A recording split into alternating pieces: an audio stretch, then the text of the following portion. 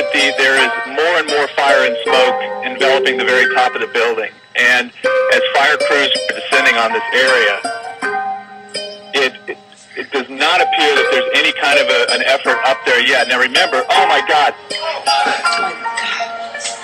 That looks like a second plane.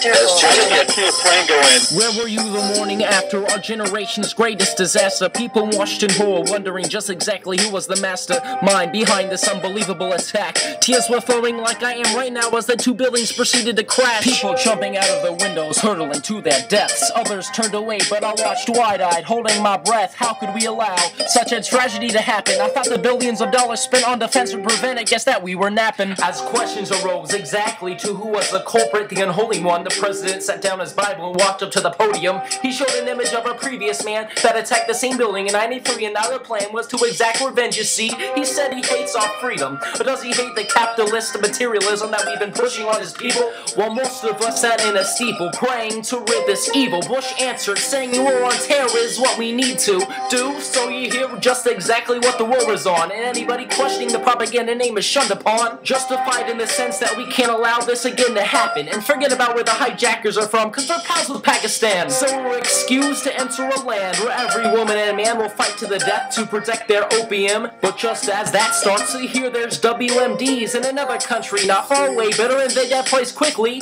And just as the soldiers cross the border, wouldn't you think their weapons would be used to prevent invasion and their mortars? And we still haven't found one to this day. Is it possible they use 9/11 as an excuse to say we need to fight terror, and don't forget about the oil, or the $2 trillion worth of lithium under Afghani soil? Oh boy, oh, look at the fucking facts. I don't think 9/11 was an inside job, but they for sure use it for their advance. And while our brave troops die every day, unable to think for themselves, just do what they're told, rush to fight for our country. And as we moved in Iraq, causing a wake-up destruction, Cheney was on the phone hiring his own company, Halliburton. Is my logic working now? Do you see the insanity so prevalent in this country? Wake up, people, and start thinking on your own instead of listening to biased newscasts turning you into a nationalistic drone.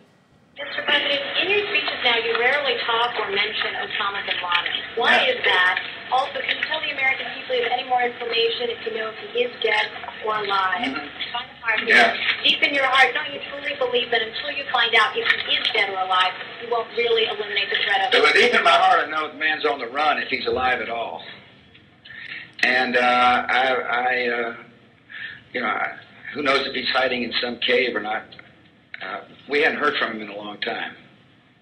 And the idea of focusing on one person really indicates to me people don't understand the scope of the mission.